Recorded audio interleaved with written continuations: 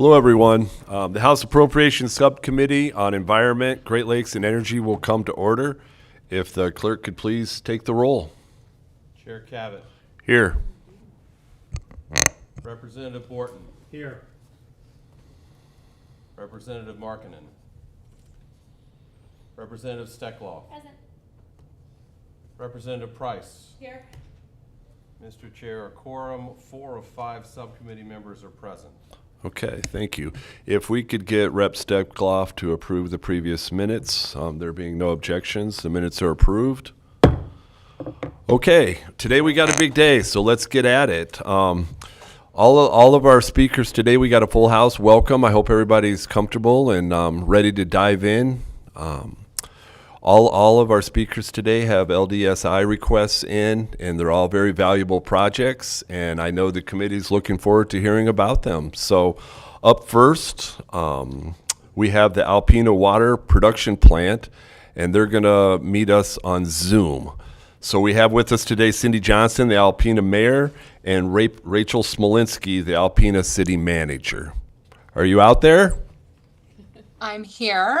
This is Rachel Smolinski. Mayor Johnson was not able to join us today, but I also have our city engineer, Steve Schultz, online. All right. Go ahead when you're ready, Rachel. Thanks for your time today. Okay, great. Thank you so much. I appreciate you having us here today to hear about our water infrastructure capital improvement project. So the city of Alpena is pleased to present this project, focusing on the urgent need to upgrade the finished water clear wells at our water treatment plant. This project is not only critical to the health and safety of our community, but also to the economic stability and growth of our region. We are grateful for the opportunity to share this with you today. The City of Alpena Water Treatment Plant, constructed in 1922, holds a significant place in our region and state, having been designated as an American Water Landmark by the American Water Works Institute. The wastewater treatment plant serves as the sole source of municipal water for the city of Alpena and for the neighboring charter township of Alpena, producing approximately 700 million gallons annually to over 15,000 residents. Our customer base is diverse, including families, businesses, industries, and the Alpena Combat Readiness Training Center.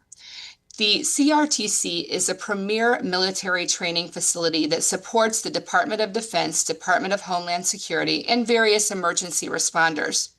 With approximately 200 stationed personnel and accommodating over 1,100 personnel during active training events, the CRTC plays a crucial role in our nation's military defense.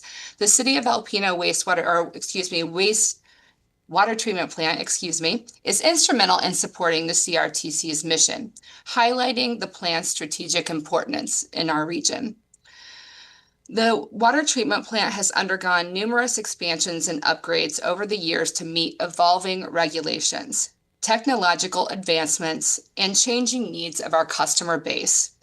While Lake Huron serves as an excellent source of drinking water, its frequent and rapid water quality changes pose treatment challenges.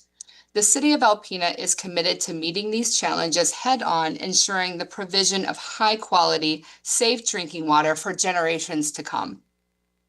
One of the most vital components of the water treatment plant is the finished water clear wells. Clear wells are the final step in the water treatment process, providing storage for finished water prior to distribution. They ensure sufficient contact time for chlorine disinfection, a critical process in eliminating pathogens and microbial contaminants. Clear wells are equally as important as the intake pipe, which draws in water from Lake Huron. The existing clear wells, constructed in 1922 and 1933, have a combined capacity of 1 million gallons. Despite extensive repairs in 2012 and 2013, with an expected lifespan on these repairs of 15 to 20 years, the clear wells are now in desperate need of replacement. The original clear wells, with their construction in the 1920s and 1930s, have reached the end of their service life, which is typically 60 to 80 years by today's standards. The clear wells have shown persistent problems such as leakage, failing concrete supports, and deterioration requiring numerous repairs over the years. Additionally, the earth-covered ceilings of these tanks have exhibited signs of leakage, posing a potential source of finished water contamination. These issues highlight the urgent need for new, reliable clear wells to ensure the continued supply of safe drinking water to our community. The proposed project involves the design and installation of 2 new 500,000-gallon reinforced concrete clear wells to replace the existing tanks. The new clear wells have been designed with a greater contact time in mind, resulting in improved disinfection, a more stable chlorine residual, and better compliance with EGLE regulations. The estimated construction cost for the clear well replacement project was initially $6.2 million, with an additional $1 million allocated for design and construction engineering. In 2022, the city of Alpena was awarded a $6 million grant through the Michigan Economic Development Workforce Grant Program.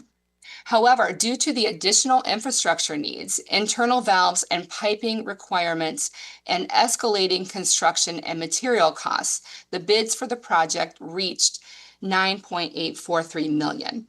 The project, however, due to its importance to our community, began in July of 2024, with substantial completion planned for the end of 2025. And I believe you have in front of you some photos of the ongoing construction. And so that's what it looks like today, maybe a little bit farther along, but it's been under development for about 11 months. So it's a very long project. And we also have to keep the existing services in place and provide clean water for our customers. So due to the critical nature of the project, we proceeded with this. And we have a healthy water fund balance at the beginning of this project, but we also, in order to move forward with this, had to delay some other larger capital projects.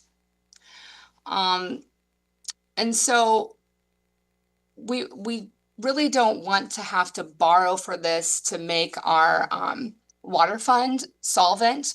But, you know, it's really concerning to us to spend down our water fund that much.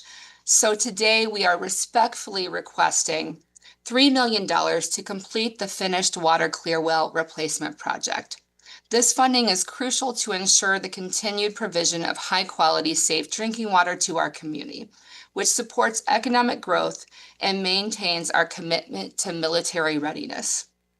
The City of Alpena is unwavering in its dedication to improving and advancing the overall condition and performance of this water treatment plant.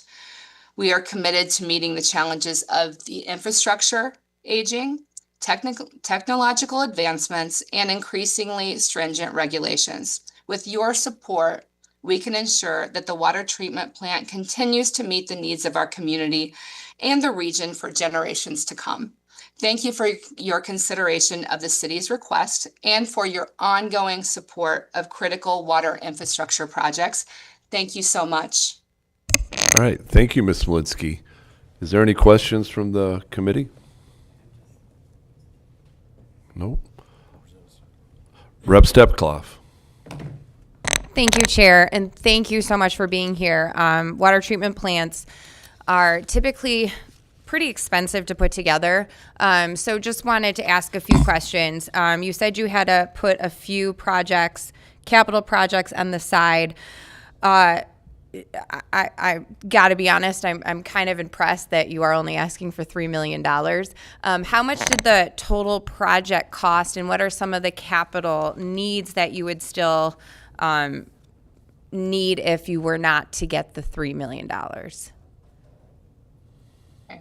I'm going to defer to our city engineer, Steve, who can talk about the overall project cost, including the engineering costs and some of the projects that we'll need to complete over the next couple years. Yeah, so the project cost for the clear well comes out of the same, line items as our standard projects, like our street projects. 4 and 5 and 6 blocks of water and sewer projects that we do. And we pushed several of those projects off in hopes to make this project work. But even then, with some of the other things we had to do, some of the critical projects we had to complete, our fund balance is just not, we're not comfortable taking our fund balance down that low. But in the projects that we're talking about are street projects, 7 and 8 block projects of water and sewer that we want to do, that we're going to push off now until we can complete them later on. Okay. Yeah. Thank you so And- much for and- being with us today. Thank you, Chair. Thank you. Yeah. Thank you, Rep. Anybody else?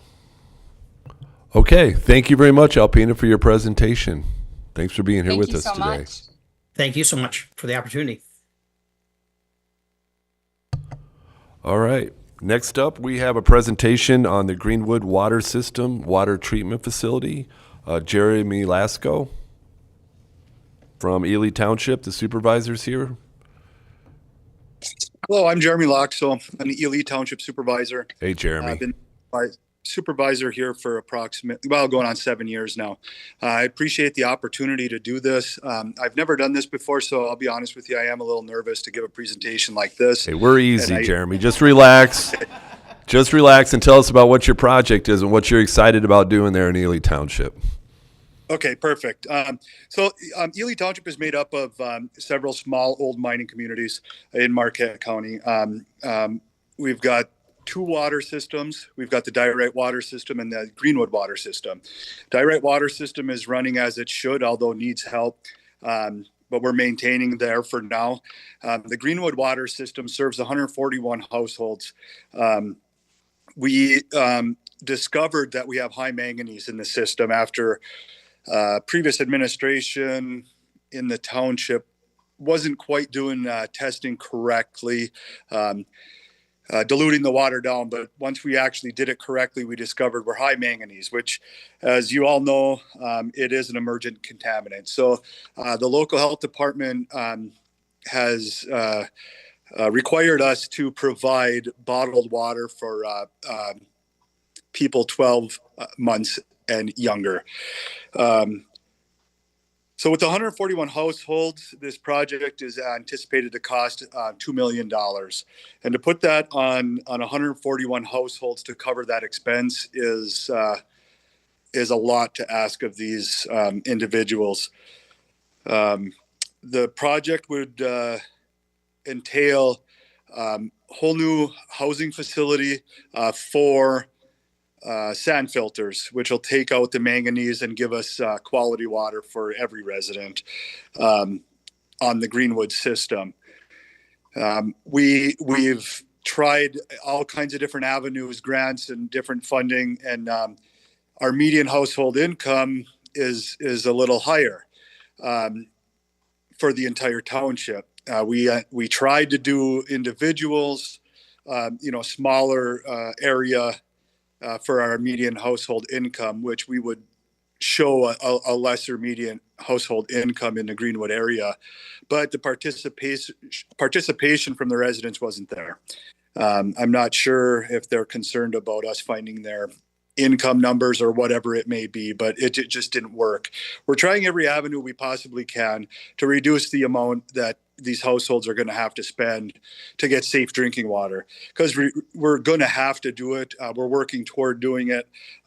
We were just granted $100,000 from I'm sorry, I don't remember where we actually got it from. It was a state fund, and they helped us so that we can determine if we can use a existing building that's close to our well site. Right now, it's an automotive repair shop, and they're talking about it's up for sale, and we want to see if we can actually use that, which would reduce our costs, would possibly reduce our costs.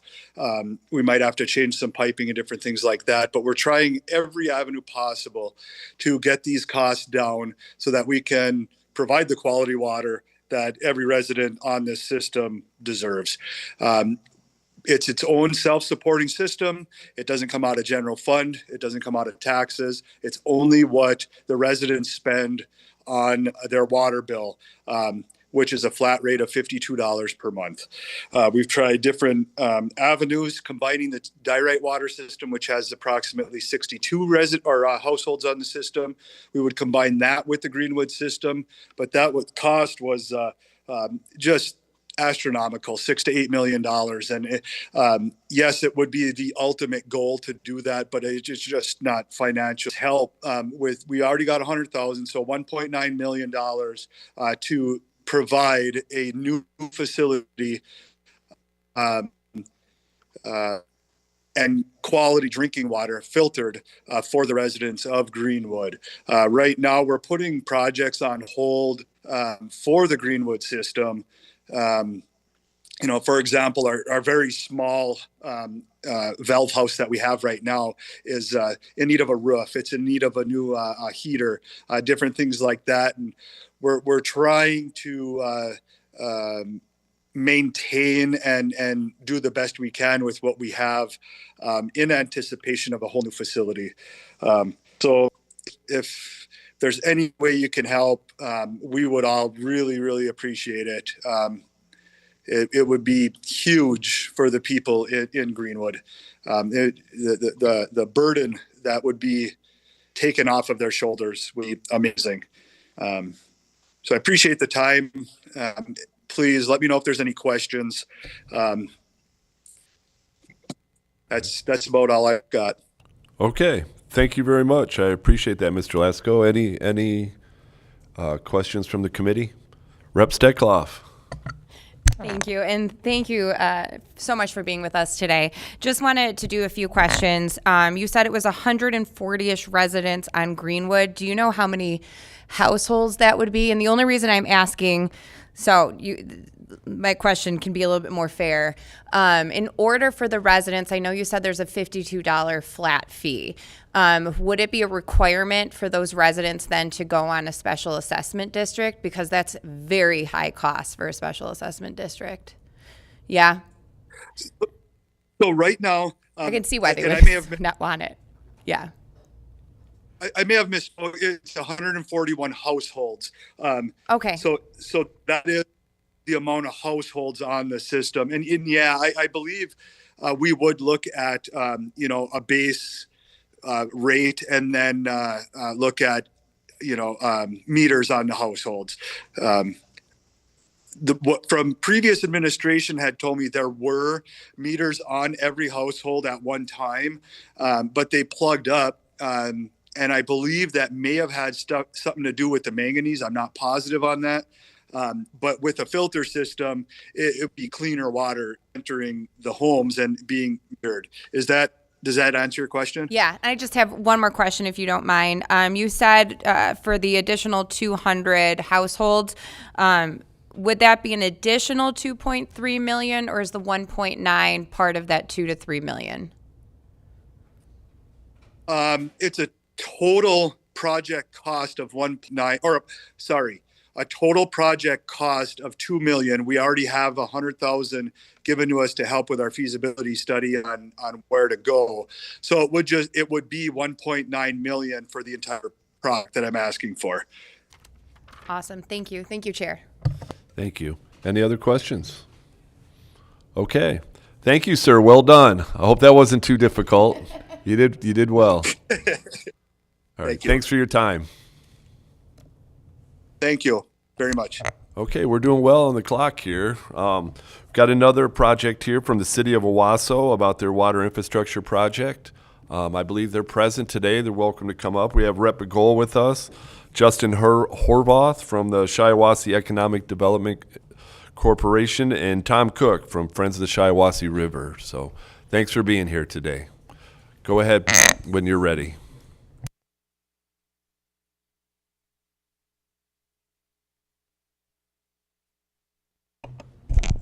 Thank you, Chair Cabot and esteemed members of the subcommittee. I appreciate the opportunity to speak to you today about a matter of critical importance to the citizens of Owasso and the surrounding Shiawassee County area. 30% of my district population is served by this water and sewer system, and many more are affected downriver with environmental concerns. As we all know, maintaining and modernizing our wastewater infrastructure is not just about pipes and pumps. It's about public health, environmental stewardship, and economic vitality. In Owasso, our aging infrastructure is in dire need of improvement. The system is strained beyond its capacity, and without immediate investment in assistance, the burden of necessary upgrades will fall squarely on the shoulders of local ratepayers whom simply cannot afford significant increases of the water bill, which are estimated to be at 108%. The request before you is to fund the replacement of 3 nitrification towers at the water treatment center. While the cost of $15 million is a small percentage of the $207 million for the entire project, this is the most significant portion that could fail at any time and cause an environmental catastrophe to the Shiawassee River. If this part of the project is funded through the state of Michigan, this means direct rate reduction to ratepayers in the immediate avoidance of an environmental disaster. I'd also like to note that the current City Council of Owasso has not been negligent on working on the system and has received loans from the Clean Water Revolving Fund, but it's just not enough to fix and update the current system. To help provide a clearer picture of what we're facing and the urgency and potential impact on the community, I'm honored to welcome 3 individuals to bring deep experience and firsthand knowledge of this issue before you today. Mr. Tom Cook, he's a former Owasso City Council member and a passionate advocate with the Friends of the Shiawassee River, who brings both governmental perspective and environmental insight. Justin Horvath, President and CEO of the Shiawassee County Economic Development Corporation, who understands the vital role of business growth and economic sustainability. And Ms. Shelley Okernicki, a respected local business owner and ratepayer, will speak directly to the financial pressures being felt by the families and small business owner. And Ms. Okernicki is also an Owasso school board member. Their voices represent not only technical and policy perspectives, but the lived experience of the people who call Owasso home. I urge the subcommittee to please listen closely to their testimony and to consider the immediate need for support in alleviating the infrastructure crisis before the burden becomes too great to bear. So please join me in welcoming Mr. Cook, Mr. Horvath, and Ms. Okernicki. Thank you. Welcome.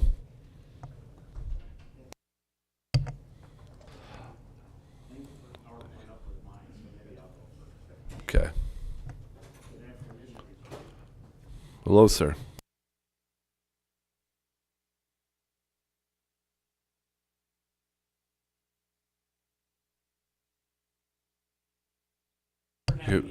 Turn. I'm Justin Horvath, President and CEO of the Shiawassee Economic Development Partnership. If you could hit your mic, please, just for the recordings. Thank you.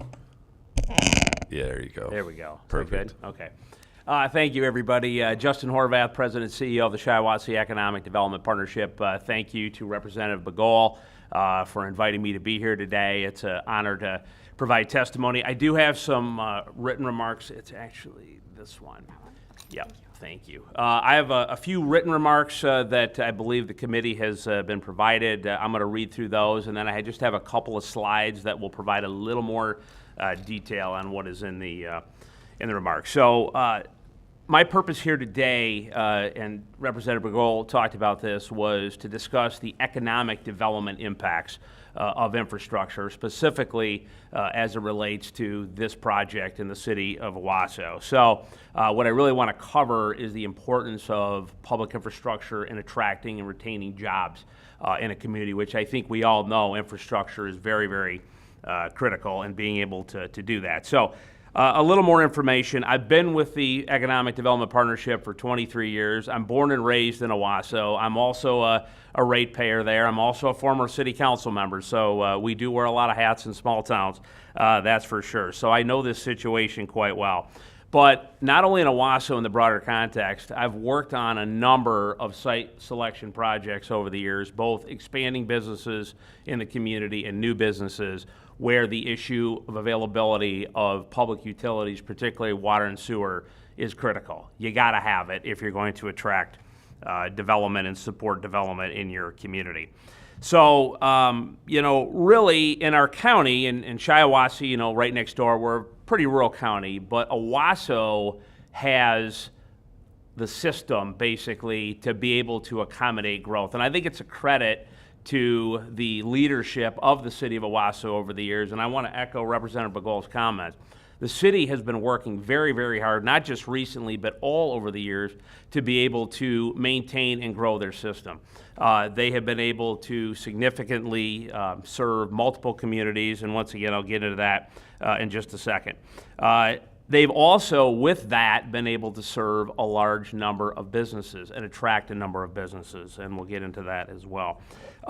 Going forward, the city, I believe, as a taxpayer and a citizen, has created a really good plan. The city council worked very, very hard to analyze this issue. They took a tremendous amount of public comment.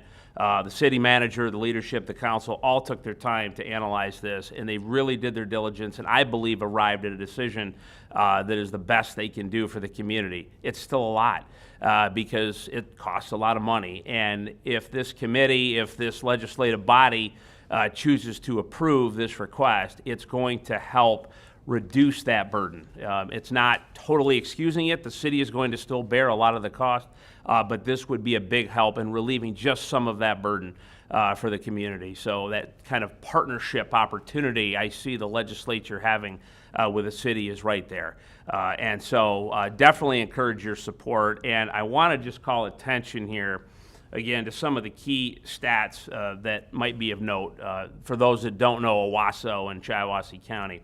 So we have, as I mentioned, a very robust system that the city has built over the years. 4 communities they serve: Owasso, City of Corona, Owasso Charter Township, Caledonia Charter Township. Collectively, that's a population of almost 27,000 people, which is a very large percentage of the county, and Representative Bagol noted how big that was in his district. But what that's done, and I mentioned this, over the years, it's helped to really attract and retain hundreds of commercial and industrial businesses. Owasso in particular is an industrial hub in mid-Michigan. We work with a number of companies there, not only legacy companies, but ones that have come recently because they know Owasso has had good water. They've had it in quantity.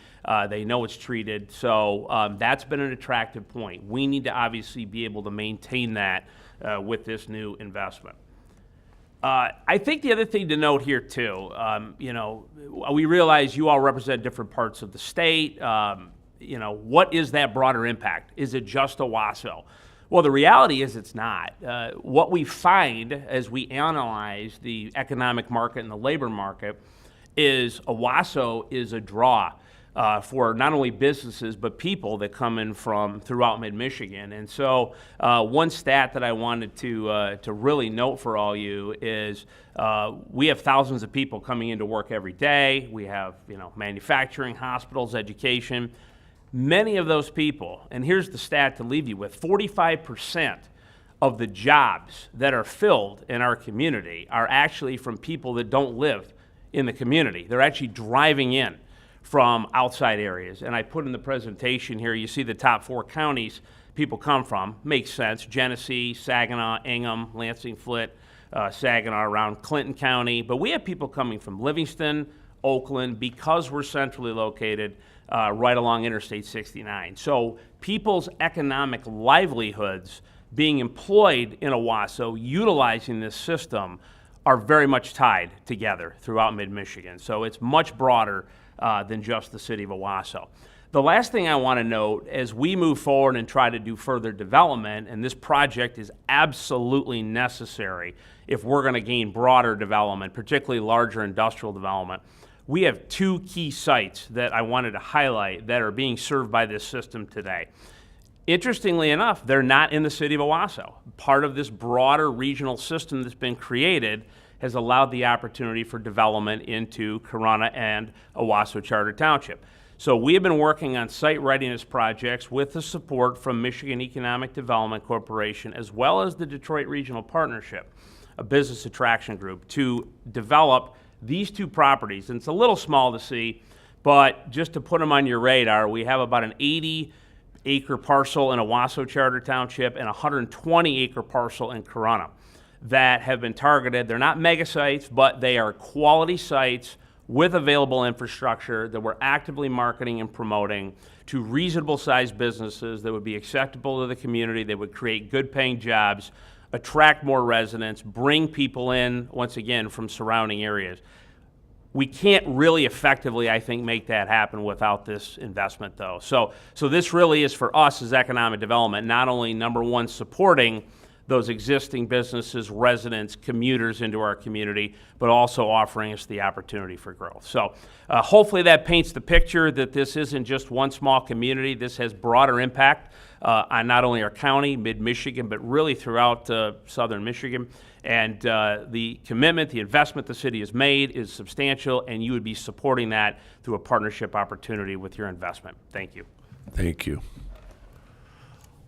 All right, Mr. Horvath, Cook. Yes, my name's Tom Cook. I'm the, do I have to turn this off? On? We're good, good.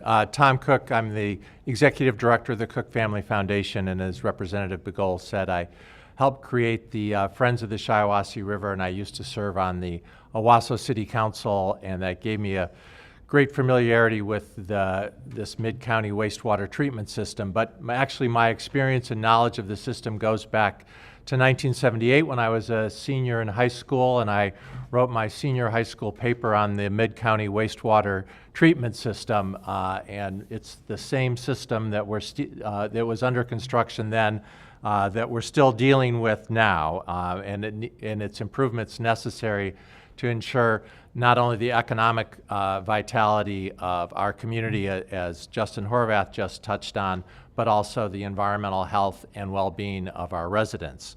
As Representative Begole said, the city of Owasso needs to replace 3 failing nitrification towers in its wastewater treatment plant. They're essential for removing ammonia and the nitrogen compounds before the treated wastewater is discharged into the system. And that's not only, of course, necessary to meet the water quality standards, but to ensure the health of the Shiawassee River, which is a living ecosystem which supports a wide range of aquatic life in it, but also the recreational benefits of the residents of the Mid-County area. There we go, the nitrification towers right there on the banks of the Shiawassee River.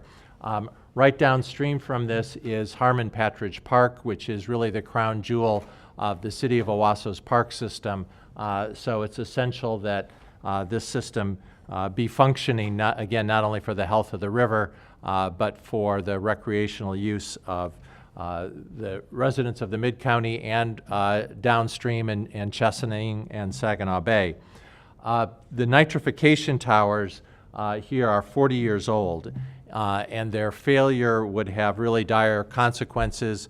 We see untreated or partially treated wastewater ending up in the river. That would threaten public health. It would violate the permits that the wastewater treatment plant is operating on, and the emergency replacement of those towers, of course, would be much more expensive than the planned expected replacement that a grant from the state would help us achieve. There we go. Super. You know, water and wastewater are really part of the same system, and I think as citizens and stewards, really the first 2 important questions we have to ask ourselves is, where does our water come from, and where does our water go? And in Owasso and the Shiawassee River watershed, we've been responsibly asking those questions for many decades. And we've been able to affordably answer those questions because we've gotten the help of the federal and the state government as well as the investment of the ratepayers and taxpayers in the area. And I think we've touched on all this.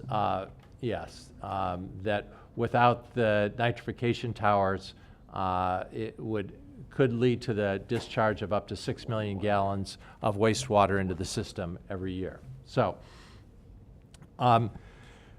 but I think, you know, in Michigan, which we are the Great Lakes state, we really, I think, have the responsibility to help all of our residents have access to safe, clean water. And we're asking you to partner with us so that we can be good stewards of our community and the Shiawassee River that flows through it, and that I'm hoping that on my 50th class reunion, the Shiawassee River will be cleaner than when I graduated from high school. So thank you very much. Thank you very much.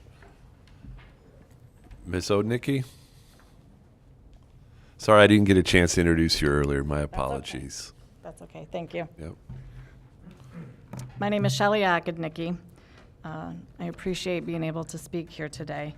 I'm a lifelong resident of Owasso. I'm a small business owner, Caledonia Township trustee, and a proud member of the Owasso School Board.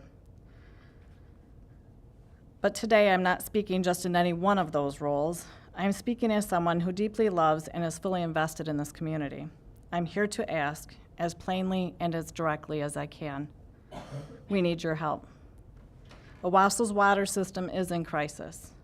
As if it does not need us, and if the state does not step in with the $15 million in assistance, the consequences will be devastating.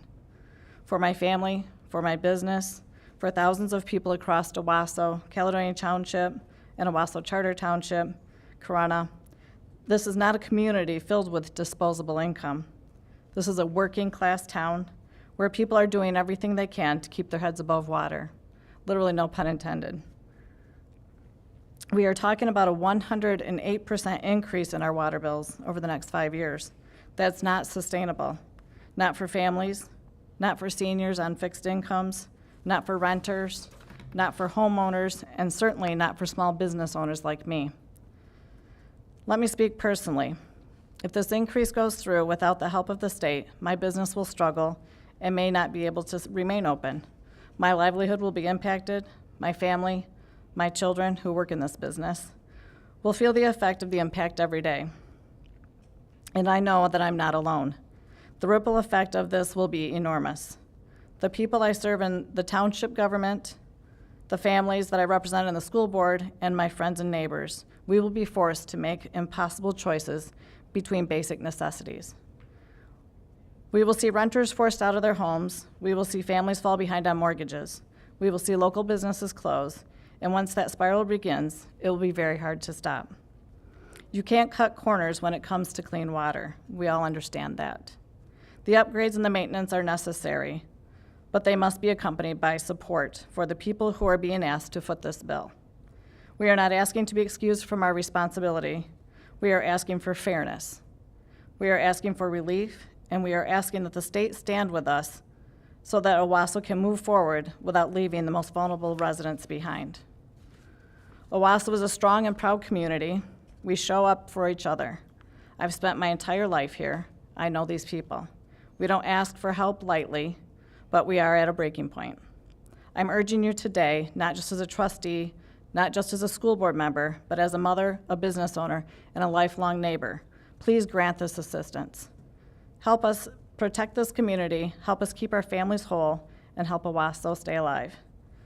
And just a few of these numbers that I would like to share with you. For my personal small dog grooming business, my water bill will go from $2,000 a year to over $4,000 a year. For the Owasso Public Schools, we will go from $100,000 a year to over $200,000 a year.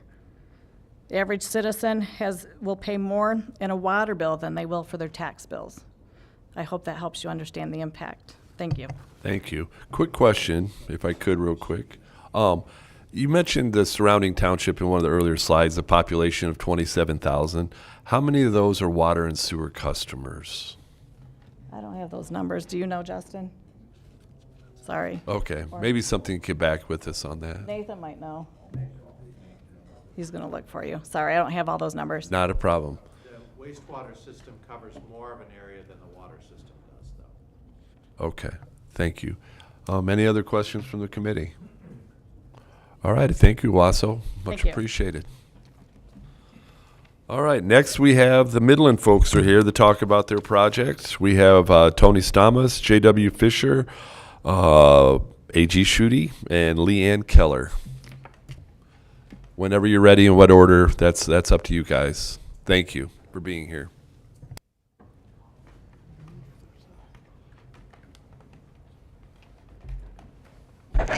Pull up the next slideshow.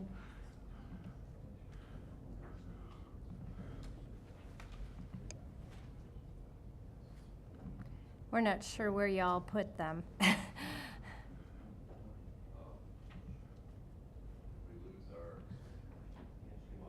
Oh, Oh, no.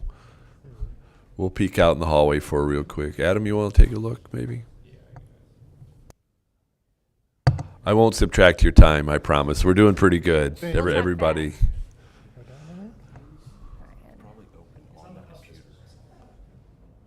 It's on the fiscal website.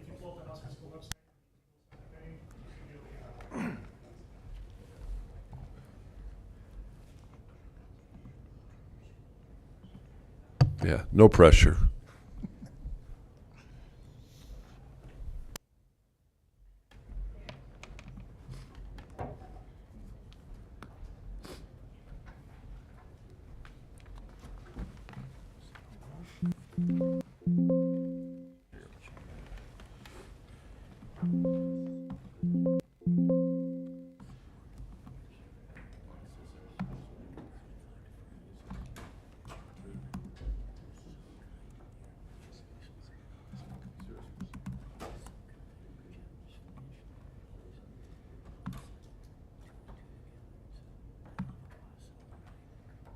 There it is. Thank you.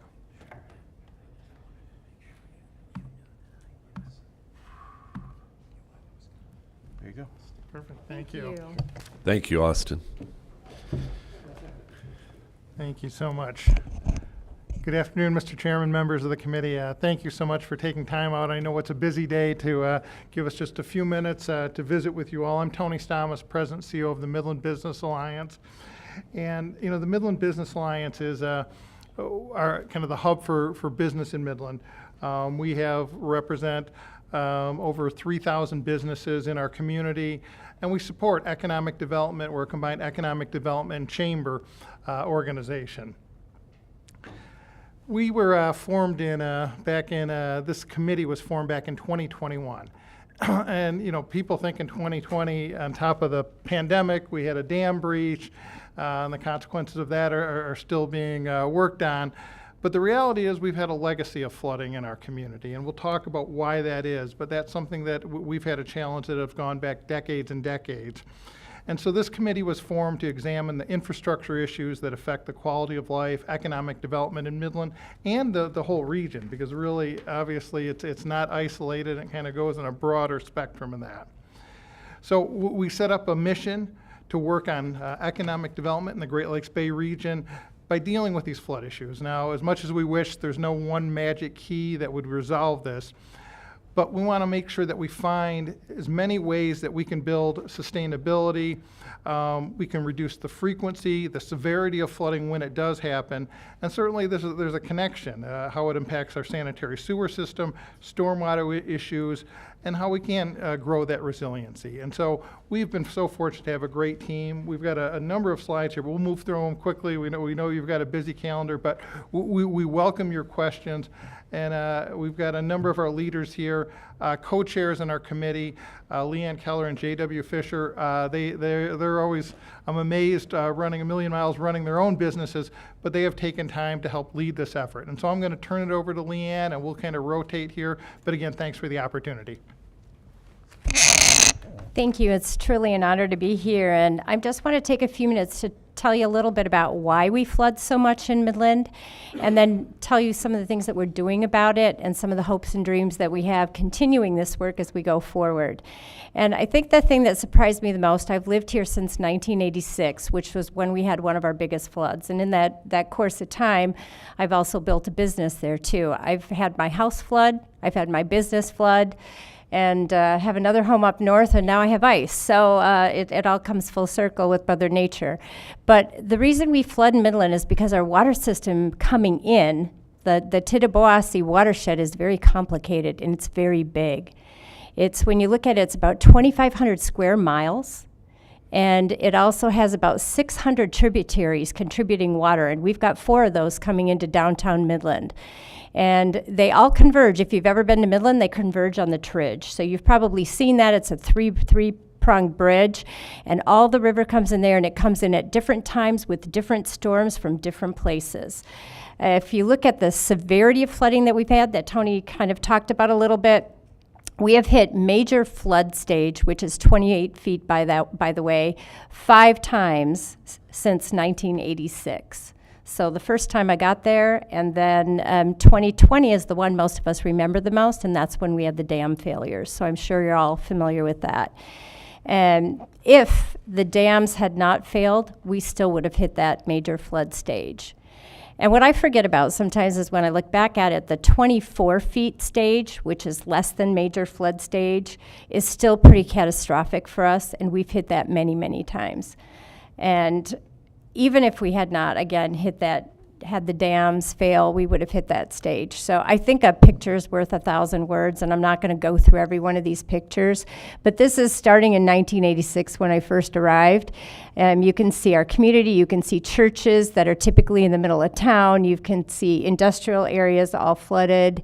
This happens to be the Tridge on the left, and that is usually a walkable green space outside the areas of the river, and you can see our downtown areas as well. This happens to be our downtown area, and that is completely submerged right here, and this was in 2017, I think. We've got bridges that have failed. We have businesses that have been impacted. It's a lot of water that comes in extremely fast, and it takes a while for it to go away. This happens to be Dow Chemical, so it also actually, this is the plant. So lots of water, lots of impact, lots of devastation when it happens. And the recovery, time and time again, is getting very difficult. So we have to do something for our citizens. And I figure if my legacy is anything else, it's going to be to try to make this happen. So the next generation, if my kids stay in the business, if other people's kids come in, we need this to be a safer place for them to live. What we've done is we've raised some seed money. We raised with our fellow business owners and local organizations about $1.3 million, and we have been working like crazy the last 4 or 5 years to raise about $58 million. Now, for those of you that are in business, that's about a 45% return on investment, which we're really excited about, or would be very excited about as business owners. So we're even more excited about the fact that this is going in to help solve the problem. One of the things that we did early on is we started thinking about how to attack this, and we realized that if we went after addressing this with some very big long-term projects like the Army Corps of Engineers projects we're doing right now, it would take a long time and it would cost a lot of money. And we needed to do other things. So our city government and county governments have been working on infrastructure like crazy to address sewers and other flood mitigation efforts. But we also realized to keep this alive, we have to be very industrious in how we solve this problem. We have to look at every single angle. So we're also looking at a number of short to midterm projects as well. And I'm not going to read through all of these. I'm just going to point out 1 or 2 that I think are really critical. Early on, we identified our health system, My Michigan Medical Center, as an area that was vulnerable to flooding. The last flood, people could not get to the hospital, and if they got in, they couldn't get out. The boiler systems are in the basement. So one of our first smaller projects was to get funding for them to help relocate boilers and other important infrastructure to a higher level. We call those resiliency projects, and we need to do them all over the city. So that's just one example. You see some other things that we've done, and you've provided a grant to us in the past as well that we're working on, and JW, my fellow co-chair, will talk about in just a moment. 2026, we have some federal grants that we're looking at hopefully getting appropriated for both the village of Sanford, which was nearly decimated. I live in Sanford, and is just starting to get back up and running, and some emergency power generators for the city. So those are just a few examples. And I'd like at this point to bring up my fellow Michigan Techer and co-chair J.W. Fisher to talk to you about the long term, since I've kind of talked a little bit about the short term. Thank you, Leanne, and thank you, committee. We've got a lot of husky power on our committee, so we're going to do some good things. For the long term, one of the first things we did is we engaged the U.S. Army Corps of Engineers to help us really look at this and develop some projects that could really make an impact. And the first thing the Corps did is did a hydraulic and hydrology study, which really updated all the rainfall data, all the flow data, and so they had new data to look at. And as they looked at these projects, they were working off live numbers. Our partners for that were the County of Midland and the MBA, and that was a $860,000 Corps of Engineers study, and we were responsible for 50% of that. So $430,000 of that 1.3 million we raised went to the Corps. They're done with that study, or almost done. They always seem to have one or two more things to do, but they have started a second study called a general investigation study. And this is a study where they actually look at ways to reduce the frequency and severity of flooding. That had to be appropriated by Congress. Actually, it took 2 budget cycles, one to be authorized and one for money to be appropriated. And we were one of 3 GI studies in the entire nation that got approved for that year's fiscal. So we were pretty proud of our effort there. And that is a long-term project for the Corps. Any project that will result from that is probably going to come to fruition in 2030, 2031, 2032. And it's a lot of work for them to go through. And they have their process, and there's a couple spots that it requires another 2-year budget cycle at the federal level. But for the big work that needs to be done, the Corps of Engineers is probably the only entity with the credibility and the expertise to do it. And we have formed a great team with them. They've been up to Midland several times. We've had a charrette. The community is really engaged, and we are determined as a committee to stick with it. Wasn't sure that we knew it was going to be a decades-long process when we started, but we're all committed. And in the midterm, thanks to your committee, we received a $40 million grant. The city of Midland received a $40 million grant for infrastructure work. $25 million of which came through the ARPA Act and came with a really tight spending deadline. It has to be spent by the end of 2026. So the city is using that to improve our internal drainage. We have areas in town that flood when we get a big storm just because the sanitary sewer and the storm sewer don't have the capacity to handle it, and the roads flood and often flood basements. So they're putting that money to good work. The balance of that $40 million was $15 million through the MEDC, and some of that's going to have to be used to supplement the $25 million to make sure the city has enough money to complete those. But they're dedicating $10 million towards the long-term project of a levee and pump station on a Sturgeon Creek, which when the river comes up and backs up that creek, that's what shuts down our healthcare system, My Michigan Health, and a big percentage of homes and businesses that flood would be protected by that. So we're working hard on both midterm and long term. We think we're gaining some traction, and I guess my message is we're in it for the long haul. And with that, I'm going to turn it over to my good friend Bill Schutte.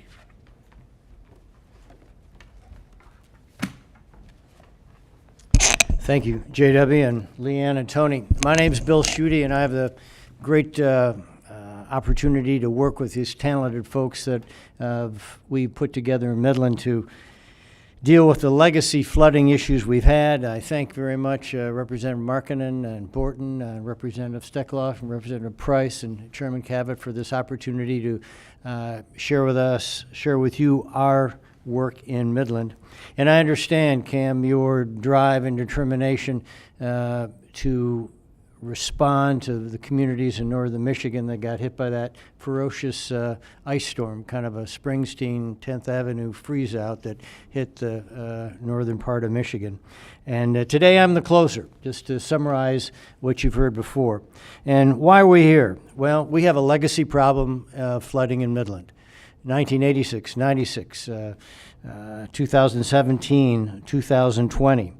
And we are determined to reduce the severity and frequency of flooding in Midland, and we will. Every Wednesday, and I mean it, for 5 years, every Wednesday at 9 o'clock, this team gets together in person or virtually to work on this project, except Christmas, New Year's, Easter, and the 4th of July. And I kid you not, that's what we do, and we appreciate the opportunity to do this today. Now, why do we do this? Because lurking out there is rain, and there'll be other floods, and we just can't do that because, number one, it's a public health crisis when it floods in Midland. And as JW talked about, when people can't get to health care or can't leave the hospital, that's a severe, real problem. We also want to make sure for families, when we've had flooding, we've had debris outside people's homes where you can't see their front door. That's unacceptable. We need to make sure we have economic growth in the town of Midland. When it floods, our educational institutions get hammered. And the environmental issue, when there's that much flooding in the Tittabawassee River, it flows into the Saginaw Bay, which is very shallow, and so this whole sedimentation and the fertilizer issue it impacts the water quality is an important ingredient in terms of our efforts to reduce flooding in Midland. Now, we've got skin in the game. As JW and Tony and Leanne mentioned, we've raised now over $1.6 million. And I don't know how many communities are able to do that, and that's helped us form this whole effort to make sure we deliver on the need in Midland. Now, we need another $40 million to solve the problem, but we're not being greedy, not asking you for that much, okay? But if we could receive $20 million in '25 and in 2026, work on the remainder, that would be terrific. So we'd ask for your respectfully your consideration of $20 million in this upcoming cycle. We appreciate your attentiveness, the graciousness you provided us, and thank you, Mr. Chairman. All right, thank you. Thank you, everyone. Any questions for the committee? No? All right. Thank you very much, both of you. Thank you. Thank you, everyone. All right, up next we have a presentation on the Lake Mitchell Sewer Authority, and we have Representative Fox that's going to make some comments. Welcome, Rep. Fox. When you're ready, go ahead.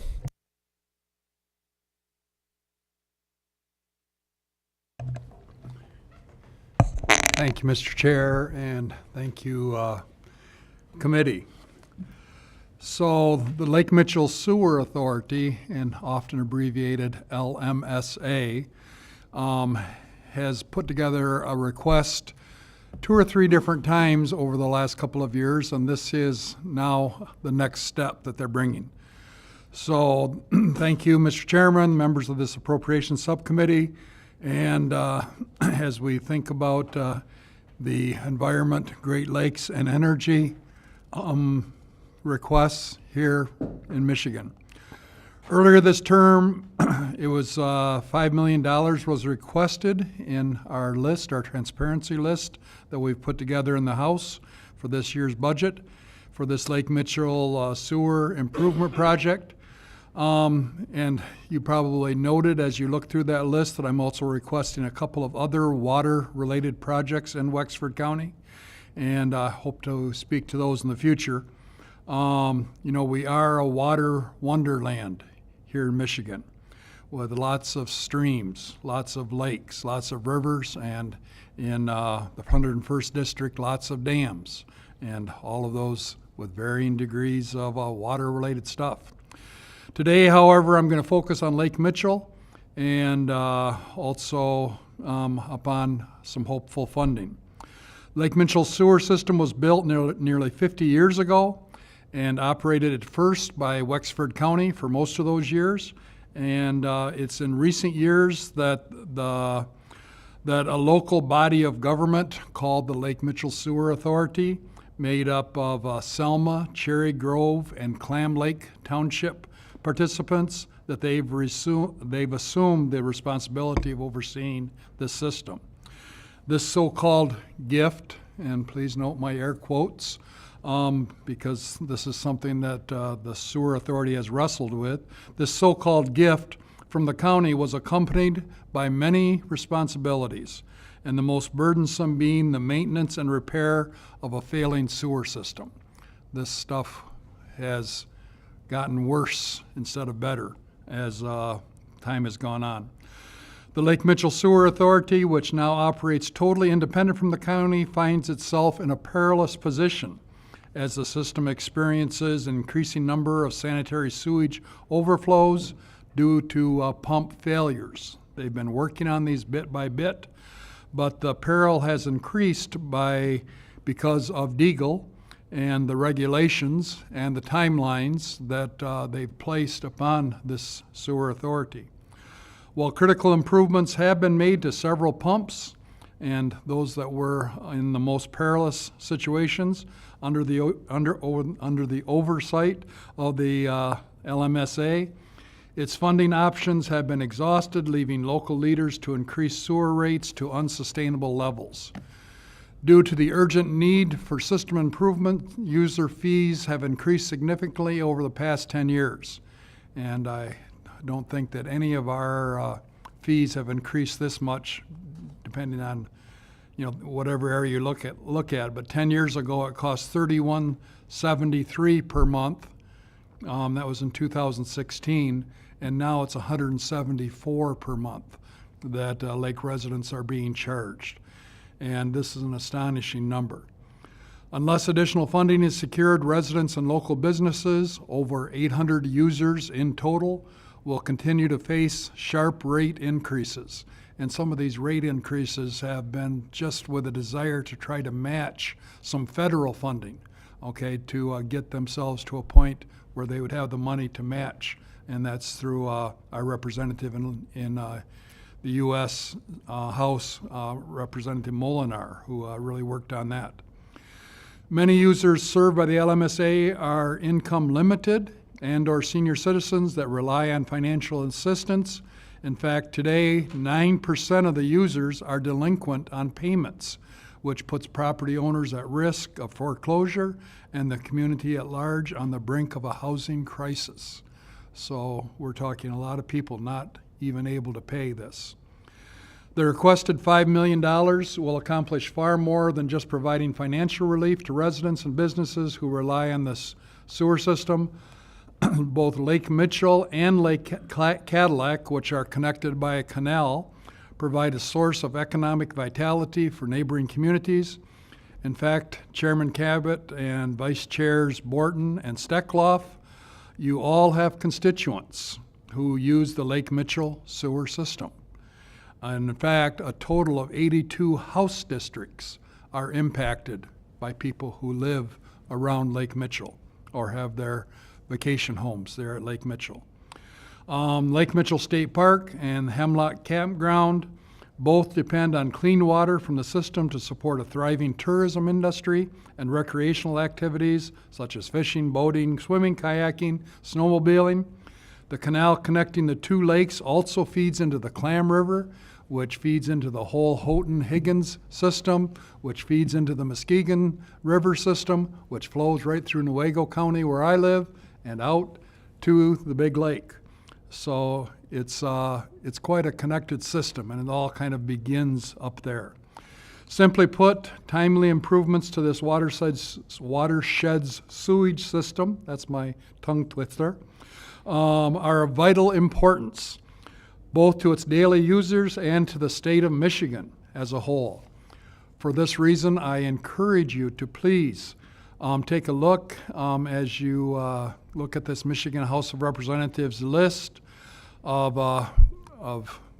potential ways to appropriate funds, that you take a good look at Lake Mitchell Sewer Authority.